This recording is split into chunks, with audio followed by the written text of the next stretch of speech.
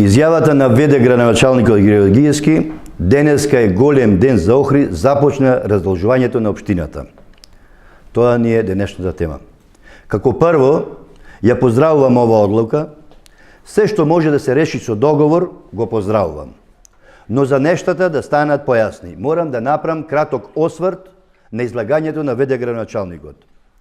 Во твоето излагање Георгиевски вели: со помош на владата почнуваме со реализација на процесот на раздолжување на општината, нејзина финансиска консолидација и почеток на нов развоен циклус. Општина Охрид ќе го намали вкупниот долг за 948 милиони, 495 милиони со средства обезбедени од владата и 260 милиони по основ на камати и 192 милиони од основниот буџет. Цитирам: со донесување на ова историска одлука за општина Охрид, долгот ќе се сведе на ниво од 530 милиони денари или околу 9 милиони евра. Со тоа ќе се овозможи и полесен пристап до европски фондови.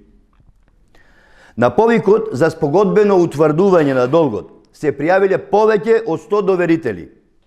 Тешко нив. Приоритет при исплата на доспеани, а неплатени обврски имаат доверителите, со кои е постигнато целосно откажување од каматата, односно намалување на главницата. Со 35 доверители постигнато е целосно откажување од каматата. По завршување на процесот на договарање успеале да остварат заштеда на долгот само по основ на камати од 260 милиони и околу 4,5 милиони евра. Заклучок: со оваа помош вкупниот долг се намали за 15 милиони денари и 15 милиони и 400 илјади евра и се сведе на приближно 9 милиони евра. Се наметнуваат следните прашања и констатации. Од каде, чии средства владата дава? Каква порака испраќа?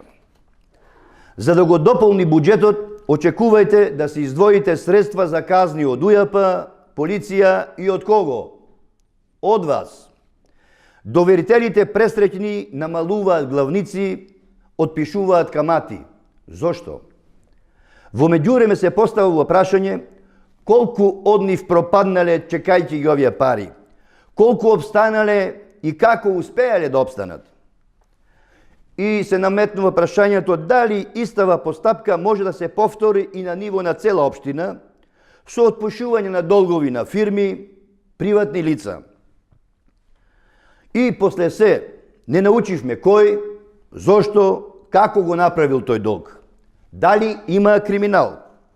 Се ова мора да има завршница. Јас ќе бидам ваш градоначалник, а не партиско-мафијашки.